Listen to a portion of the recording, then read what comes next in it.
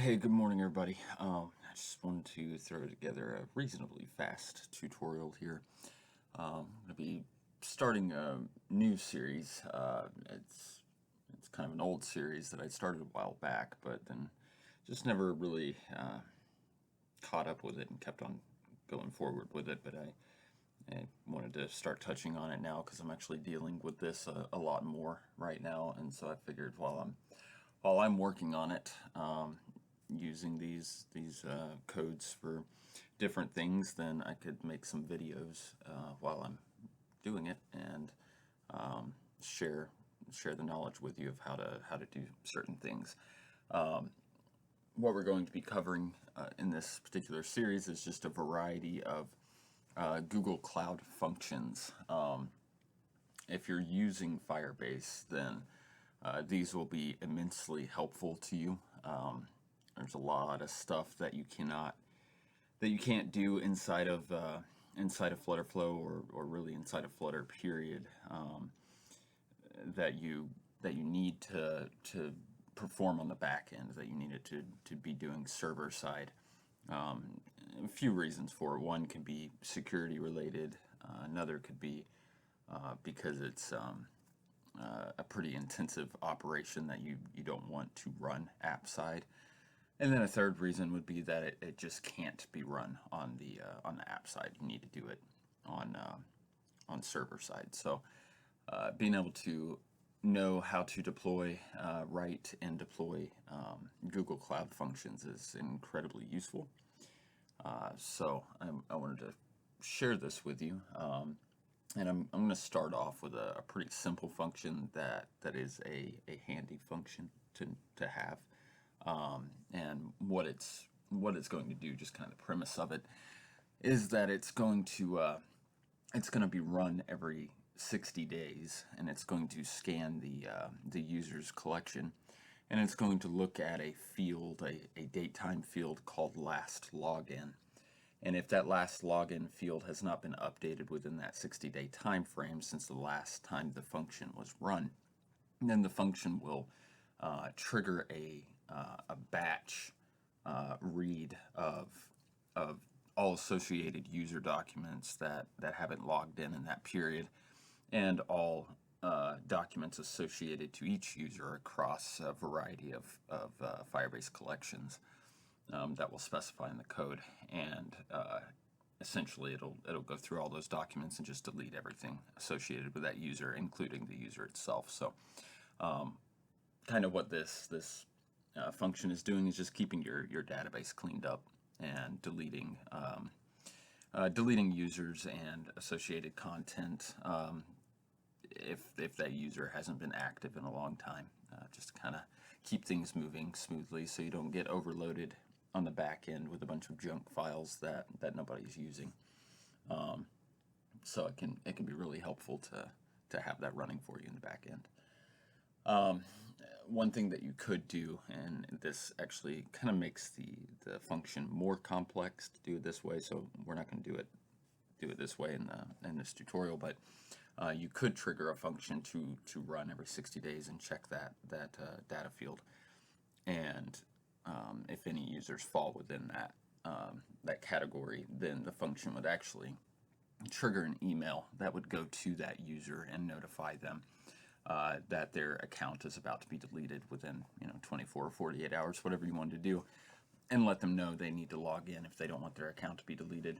And then you would basically kind of compile all of those notified users into a temporary holding collection that another function would run against in 48 hours and then delete them if that user document still existed there, assuming that the user did not log in.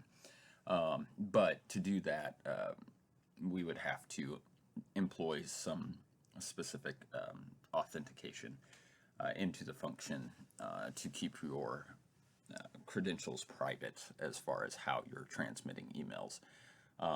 And I don't really want to get into that right now. I think that we can start here, and this will be a good process to start with. Now, dealing with dealing with Google Cloud Functions is it's a little bit intermediate in terms of kind of how it works and dealing with things on that end. It is command line. You have to have the Firebase CLI, which is the Firebase command line interface. So you do have to have some knowledge of how to program using command line. Now, you can't just follow what I do here step by step and then essentially just copy my code and copy it again step by step and not really know anything, as long as you just follow it all the way through and be able to deploy it. But it'll definitely help you in the long run if you have some background in command line coding, or at the very least that you're willing to kind of learn how it works. It'll definitely help you out. Now, I am starting at this particular point assuming that you've already installed the Firebase command line.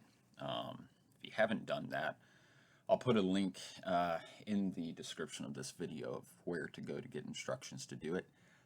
It's not hard, but again, it's helpful if you kind of have some knowledge of how it's done, or at least some knowledge of how to install these type of things using command line.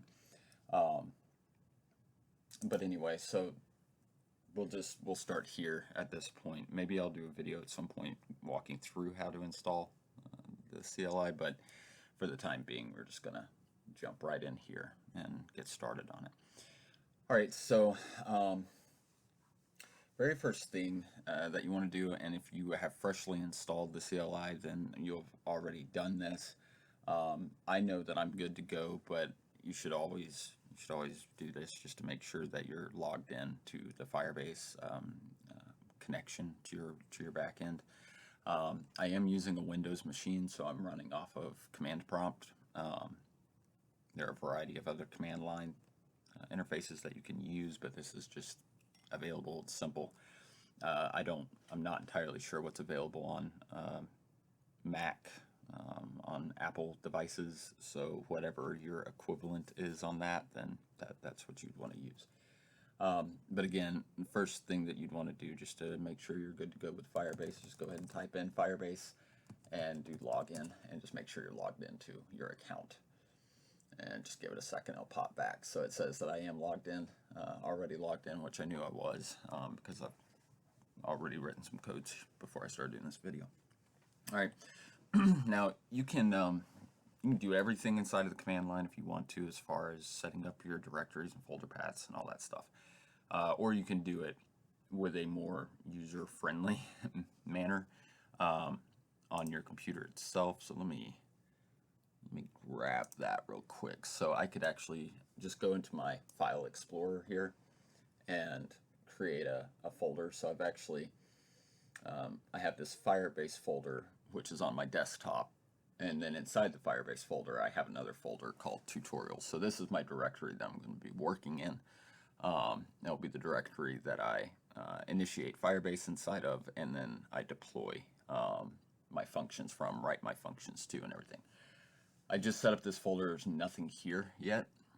We have to initiate Firebase inside this folder so that Firebase will create the appropriate files and the functions folder that we need. So the first thing that I need to do then is I actually need to navigate in my command line to this folder and this directory. I can go in here and type it in directly into the command line, type it all out, or I can just copy my address here and make it simple. So what I'm doing is just jumping up here to tutorials, right-clicking, copy address, and then I get that out of the way. Now to navigate to it, I'm going to type cd space, and then I'm going to paste, and I just right-click and it dropped it in there. So that command right there is going to navigate me to my tutorials directory. Press enter, and now I'm in the tutorials directory, and this is where I can begin the initiation process of Firebase. So again, this command line is here. You can see this folder is totally empty. So let's go ahead and initiate Firebase inside of that folder so that we have something to work from.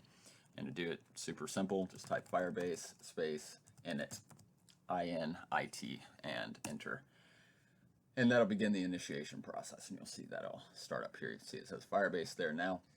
And it's saying that I'm about to initialize a Firebase project in this directory. Do I want to proceed? I do, so I'm just going to tap the letter Y for yes and click enter, and it'll start doing everything for me. Now it's popped up and said, it's asking me essentially what modules do I want to set up, or features do I want to set up for this directory. You can set up a variety of things depending on exactly what you're trying to do related to Firebase. I've got all sorts of stuff in here, but for what we're doing, we just want to use the functions. So I just skipped over it somewhere in there. I'm using my up-down arrows to cycle through this, by the way. And I'm looking for, there it is. So I want to use functions. That's all I care about is configuring for functions. I'm not going to use any of these other options. So I'm going to highlight it, press my space bar so that it selects it, and then I'll press enter to proceed. And now it's asking me would I like to use an existing project on my Firebase. You know, that's a project that you set up for FlutterFlow and connected at some point. I could create a new project if I wanted to, but I'm just going to use an existing project, which I need to see here.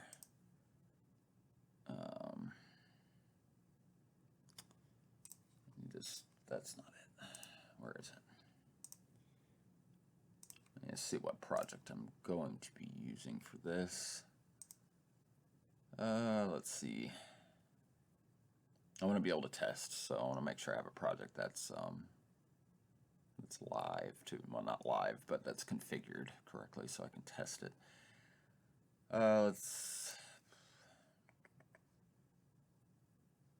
Yeah, I guess we could just do that one. That'll work.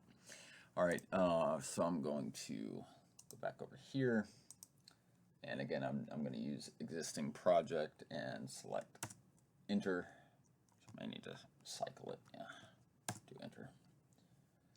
All right, now it's going to pull up all of my projects that I have inside of that Firebase account, and I'm going to go through here and find the one that I want to use. And I'm going to use Technicity because there's nothing.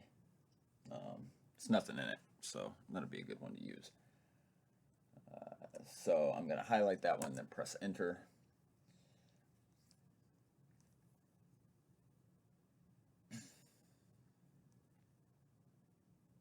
And now it's setting things up for me here. All right, so it's set that up, and now it's asking me what programming language I intend to use, which that's up to you what you want to use of these three, but I'm going to be using JavaScript. Just highlight it and select enter. And then it's asking me if I want to use what is essentially just kind of a bug catcher. It'll look at your syntax to make sure that your code is not only coded correctly, you don't have any bizarre symbols or anything in there that the code doesn't recognize, but also look and make sure that your indentation is correct and that each line of code has the right number of characters, because you are limited to a certain number per line. So it's up to you whether you want to use this or not, but I typically do because it just helps me out in the long run of fixing problems. So I do Y for yes and enter. And then it asks me if I want to install my dependencies with npm. Assuming you've gone through the Firebase setup of the CLI, then you would know what this is talking about at this point. So I'm just going to say yes and go forward. Obviously, I set up my Firebase with Node.js. So if that should make sense to you. Again, if you've already set up the Firebase CLI, you'll know what I'm talking about, and that's why I'm using npm. If you have not set it up yet, you probably don't have a clue what this is referencing. All right, so now it's going to go through that process. It's going to go ahead and deploy everything that I need here, and then once this finishes, I'll pull I can probably just go ahead and pull it back over anyway. So my file explorer, you can see it's starting to put stuff in here, whereas it was empty before, and that's because obviously we've initialized to this directory at this point. Okay. All right, so the initialization is now complete, so we've got everything we need in here. So the main thing that we're actually going to be worried about and working with, since we're just doing functions, is actually in this folder. You don't need to edit any of these, just leave them alone. They're already set up and ready to work with your project, so there's nothing more you need to do there. You can go into your functions here. Definitely make sure that your Node modules folder is here. If you're using Node.js, of course. If you're using something else, then that would be different. But make sure that's there. I've had issues in the past where I've set up my initialization and that wasn't there, and that, oh my goodness, it just causes a whole bunch of issues. And it's kind of a pain to figure out why it didn't deploy correctly. So as long as that folder's there, you're good to go. All right, so the next thing that we want to do then, all of this stuff, that again, that's your bug checker. You don't even worry about that. All these package JSON, stuff like that, don't worry about any of those. You're not going to be messing with any of those. The only thing you're going to worry about is this index file here, which is an index.js. And we're actually going to use a, well, I'm going to be using Notepad++. You can use whatever interface that you want to, whatever is available for your device, whichever one you're comfortable with, doesn't really matter. Essentially, it's just a code editor outside of the command line here. So that's what we'll be using. Now, before we get to that point, I want to go ahead and open up my functions folder here. So I'm already inside of it. And since we're already in the tutorials, the functions folder is inside my tutorials folder. I don't need to go through and type in the entire path again. I can just do cd and do functions to get me into the right folder. All right, so now I'm in my functions folder. That's where I want to be. I'm good to go. All right, so let me pull up. Get that up there. Okay. All right, so Notepad++, what I said I'm going to be using, just a simple code editor. It's typically what I use whenever I'm just trying to iterate codes quickly. And so now I'm going to go back over here and grab this index file and just drop it in here so it opens up, and this is where I'm going to edit from. And I can get this out of the way. You can leave this here if you want to. The code that I'm writing for this purpose will already have this, so I'm just going to actually highlight all of this and delete it. Because I don't need any of that, but I do want to edit to the index, of course.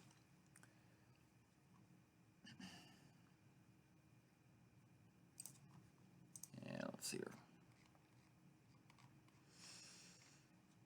Okay, so again, what we're going to be doing is we're going to be writing a quick function, real simple, I'm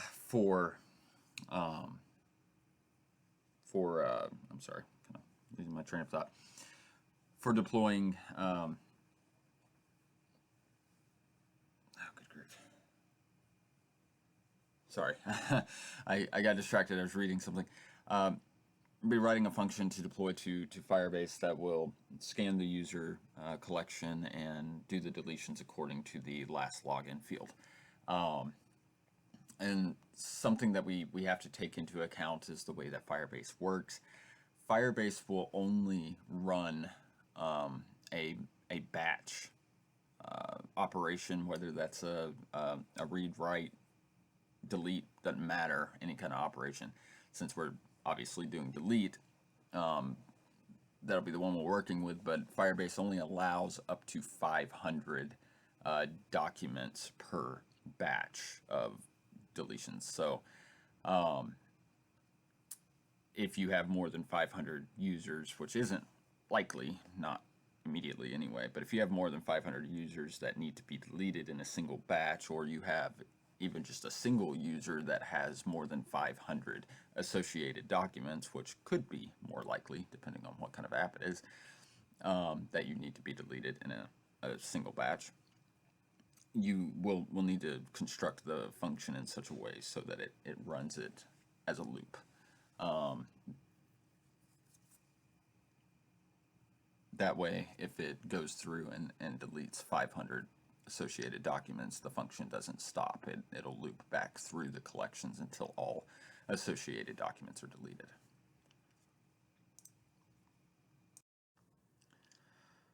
All right, so for the sake of brevity and time, I'm just going to copy and paste in this code into the index file instead of writing it completely because I've already got it written. Scoot that over and just go ahead and paste this here. But we'll take a look at it real quick, kind of show you what it's doing, and this code will be available at a link in the description of this video. But anyway, you do want to make sure you have these in place up here. As I showed you just a little while ago, we did delete essentially what that was. That was an index file. But I just wanted to clear out the entire index file and start from scratch because I knew I'd be copying it in here. So again, this function is going to look through some different collections, including the user collection.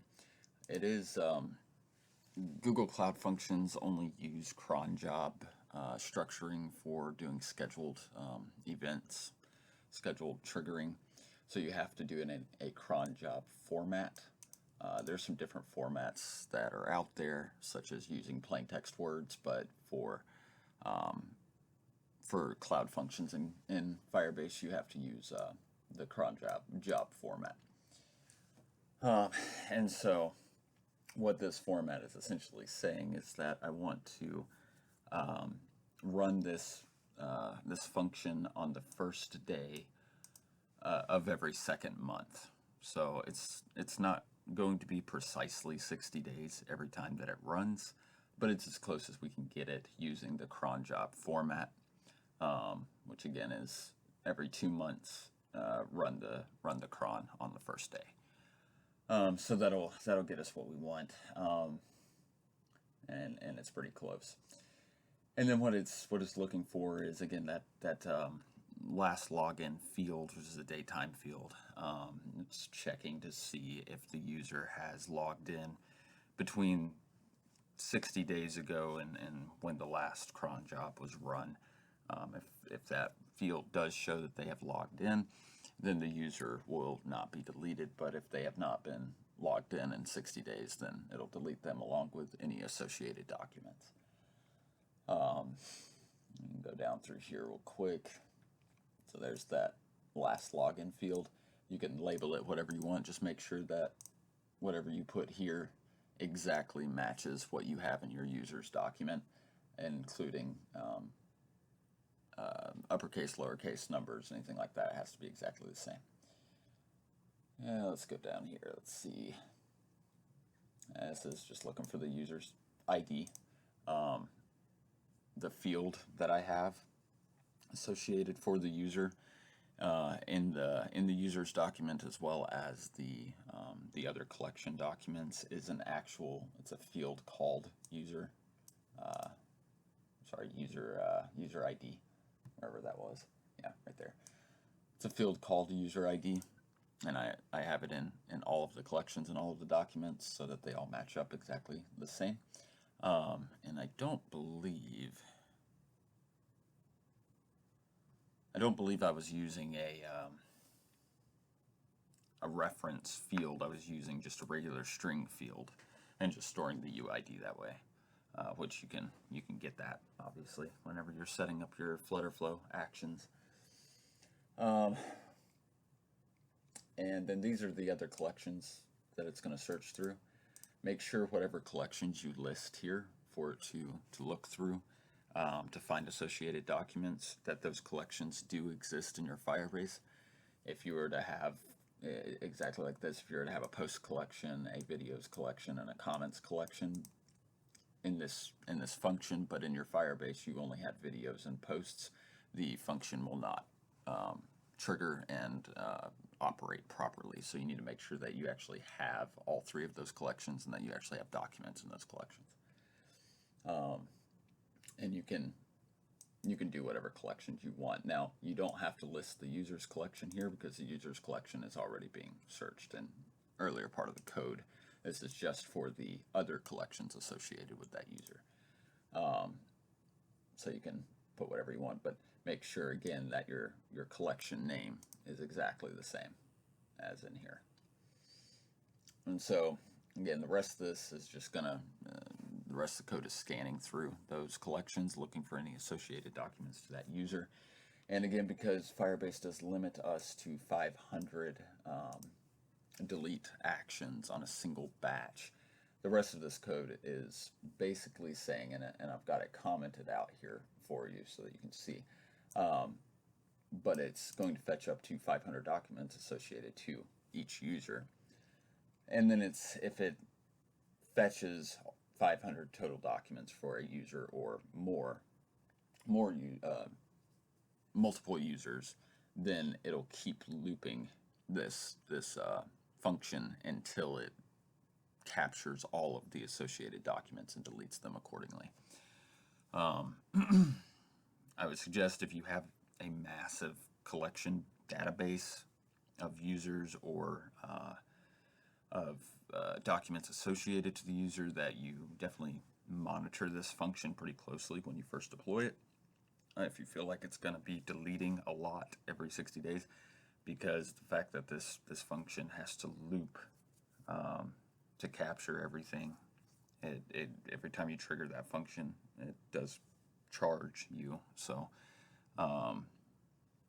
just keep an eye on it, because if you're not prepared for the associated costs, it could get outrageous pretty quickly. So I would highly suggest, before you actually deploy this function, that you put it into a test environment, load your collections up with some fake users and associated documents, both those that have logged in the past 60 days and those that haven't. Just fill out the information yourself, and then you can trigger the function manually, so that you can test it and make sure it's working. And that way you can kind of see how it's going to handle itself, and maybe kind of what cost you're looking at if you're having to delete a massive amount of documents.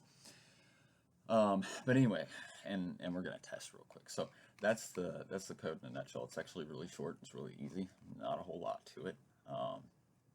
So the only things that you would really need to change, I mean, if you're wanting to do more than 60 days, then you would need to edit these things, or less than 60 days. But if you want to leave it at that, then really you just need to make sure that your last login field is the same here. Your users collection is called users, and then whatever associated collections that you want to scan and delete, just make sure they're set up correctly here.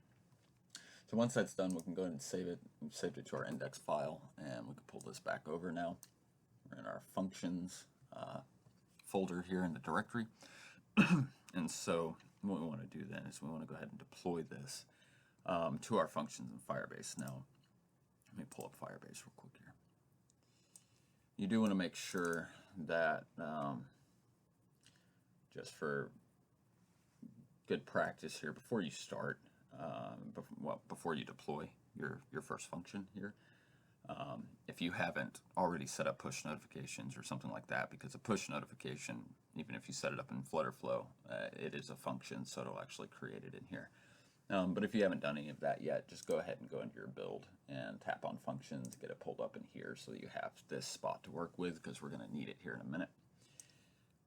So now we want to go ahead and deploy that function that we just created over here.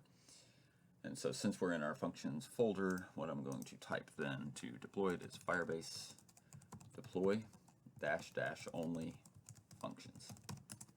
And the reason I'm doing deploy only functions is because that's all I want to deploy is my functions. Now, given the fact that we are only working with functions, that's not really that important, but it's a good thing to get in the habit of if you are working with different modules within your directory. When we set this directory up, you recall that I chose to only use functions, but you could have used other things that you can manipulate here in the command line. And so if you have those various things in place when you're deploying your functions, and that's all you're wanting to deploy, then make sure you do only functions. That way it doesn't deploy everything. So now obviously it's working through it. It's working through the deploy. If we get any errors, it won't go through. It'll error out. It'll let me know because we plugged in that error monitoring module. Whenever we set this up, it'll kick back and tell me what my errors are. It'll give me a long list of red stuff. It'll tell me at what line. over here, you got your numbers. It'll tell me what number it's at, and it'll even tell me what character to look at if it is a character, and it'll tell me what the problem is. It's really good at defining what your issues are. And so it'll kick that back to me, and it'll let me know what I need to fix, and then I would have to go in and adjust those things. And sometimes it can be a pain, but it looks like we don't have any problems, which we shouldn't, because I've already deployed this code in another project, so it shouldn't be an issue. So we are good to go there. Deploy is complete. So our function should be in place over here.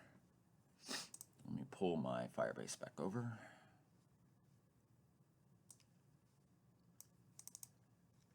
And there it is. So we've got our purge old users function. That's what we've got it titled. So it is good here. 11 requests. Yeah, that was probably when I was messing around with it earlier. And I actually deleted it out of here, but I guess that's what that's from. I hope that's what that's from, because I haven't triggered anything. Not on this particular one anyway. All right, so that's our function is in here. It's good to go. It's all set up. So what we need to do now, though, is we actually need to go in here to our Firestore and make sure that we have those collections, which I don't. So again, we need to set these up exactly as we have them inside of our code. It needs to match word for word. So the first one I'll create is, I'll just go ahead and do users collection. And I'll go ahead and create a user here. And we'll do last login first here. Be a timestamp field. We'll do one for today, so you can see that it won't delete. And then we'll add another document. Do last login, which I need to add to the other thing. And we'll set this to May 1st. We do need to add our user ID field, though, which we'll just do it as a string.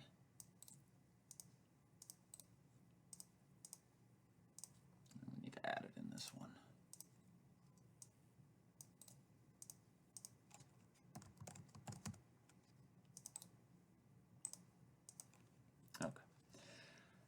And now let's go ahead. I'm going to copy this, because this is the user that's going to be deleted with the associated documents. Let's add our other collections in here. Let's do comments. That's one. And we'll just auto-gen that. And then we'll do user ID. It does need to match exactly the same. And it's a string. And we'll just paste that user ID in here. And then we need a posts collection. User ID, oops.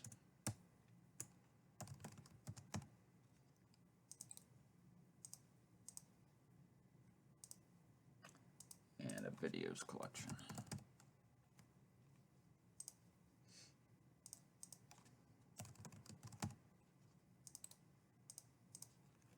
Okay, so we've got documents associated. So the user that's going to look for deletion is BCZ, and we've got BCC videos, BCZ with posts, and BCZ with comments. So it should all be correct. Close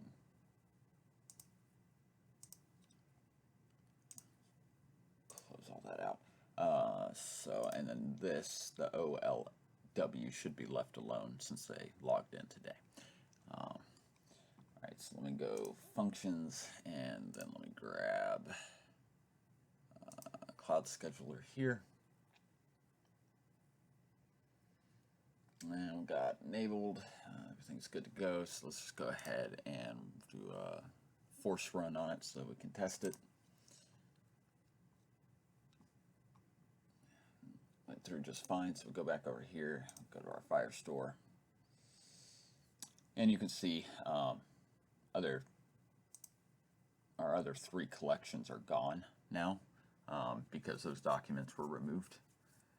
So keep that in mind, that the way Firestore works is that if a collection has absolutely no documents in it, the collection itself will be deleted. So it's something to bear in mind with this this particular function and other functions that you run. Now this function shouldn't matter. You should never have this problem, because the only reason you'd be running this type of function is if you have a database with a lot of documents filling up collections at a pretty consistent rate, and you're trying to keep things cleaned up. So you should never run into a problem of where your collections are becoming empty and that your functions are going to fail or have problems. But in any case, you can see though that it did work. So the only user that's left is OLW, which was the one that logged in today. The other user is gone, and the associated collections are gone, and documents associated. So the function is running precisely as we want it to. So yeah, it's pretty easy, pretty simple to set up. Hopefully this helps you kind of get going on it. Like I said, I may try and do a video at some point showing how to set up the Firebase command line, but I will throw a link into the description for this video if you want to try and figure it out yourself. It's really not hard. You can do it with Node.js, which again is how I have mine set up. You can also use I think it's the Firebase binary, which is kind of a standalone. It's still command line. It still looks like this. So it's not like a graphical user interface. It's not a GUI. It's not going to make it prettier. But it doesn't require Node.js. It's just its own standalone thing. I think it's an installer. You just download the installer for it, and I think it pretty much runs itself, and then it opens up in this command line setup here. But either way that you want to do it, it's up to you, and based off of what your system requirements are and everything. But yeah, I'll throw a link in the description for that, so you can get that set up, and then you can follow this to kind of get started with how to put the cloud functions together and run tests and stuff like that. But I'll be posting more videos of other cloud functions that you may find useful. That can really help you out, especially user-to-user interaction, where you don't want users to be able to edit each other's documents. You really don't want users to be able to do that for security reasons. So there are a variety of reasons you may need that sort of functionality, but if you can put it behind a cloud function to take care of it for you, it's more efficient and safer that way. All right, so that's it for tonight. Hope you learned something, enjoyed it. Got some other cool stuff coming at some point, as soon as I find time. For those of you out there that have been wondering if there's an alternative to Mux, the live streaming thing that FlutterFlow has, if you've been looking for an alternative, some folks have talked about using Agora. Agora is great. It is a paid service, but it's really powerful. But the problem is that the latest version of Agora's SDK for Flutter is having a lot of problems, and there are ways that you can navigate that if you're dealing directly in Flutter. But if you're dealing inside of FlutterFlow, it's almost impossible. So Agora is kind of bricked right now, but I have found an alternative, and I've deployed it, and if you're on my Discord, then you've seen it, and it's pretty awesome, honestly. And if you don't mind limitations to how many users you can have running it at one time, or kind of bandwidth usage, you can use it for free using open source servers. But if you want something really strong and robust, you have to deploy your own backend for it. But anyway, maybe I'll post something about that at some point. All right, that's it. You have a good night, or day, or whatever it is.